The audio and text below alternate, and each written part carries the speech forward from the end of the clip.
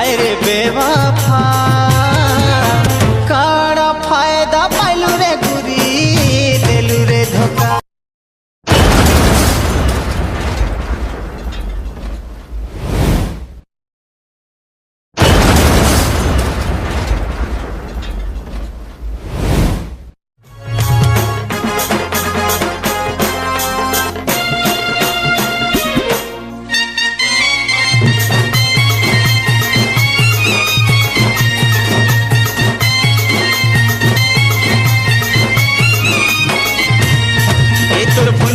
हाथे मोर नाले किछु जन ताहाके मिटेई पोका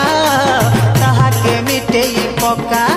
मोर कते लेखी जन चिट्ठी देइथिली माचिस मारी जले पोका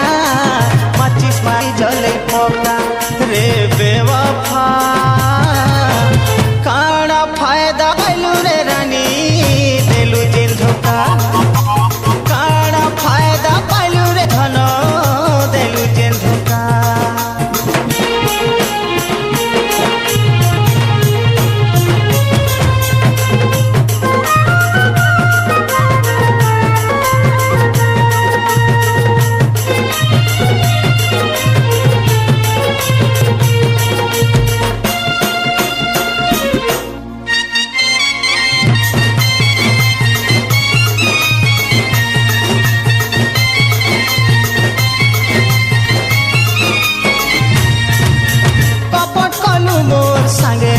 मुई हेउ रे छोट पट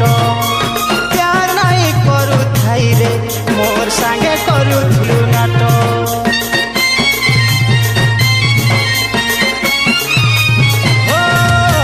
तुई सीना भूली जीबू रे अलगा काहार सिंदूर माखी करी रानी साजी सुखे रहेबू मते सीने तुई कलु बोएरी रे बेवफा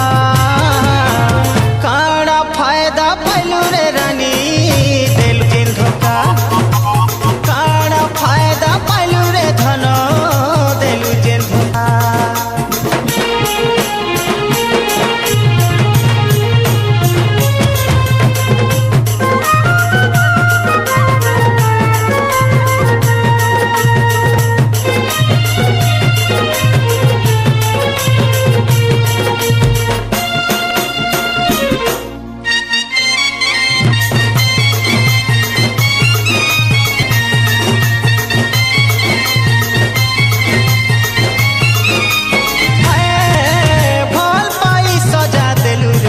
अधा बाटे मोर भांगी देलू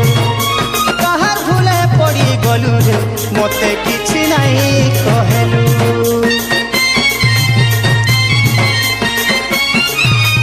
हो मते किए काड़ा कले रे रानी कांदी कांदी मोलौथिलू किए काड़ा करी देला मन घाए के बदली गलू हाय रे बेवफा काड़ा फायदा पाइलू रे गुरी देलू रे धोखा काड़ा फायदा पाइलू रे धन देलू रे धोखा। ए तोर भुलिनी हाने मोर नाले किछु जन ताहाके मिटेई पोका ताहाके मिटेई पोका मोर कते लेखी जन चिट्ठी देइथिली माचिस मारी जले पोका माचिस मारी जले पोका हाय रे बेवफा काड़ा फायदा पाइलू रे गुरी देलू जेल धोखा।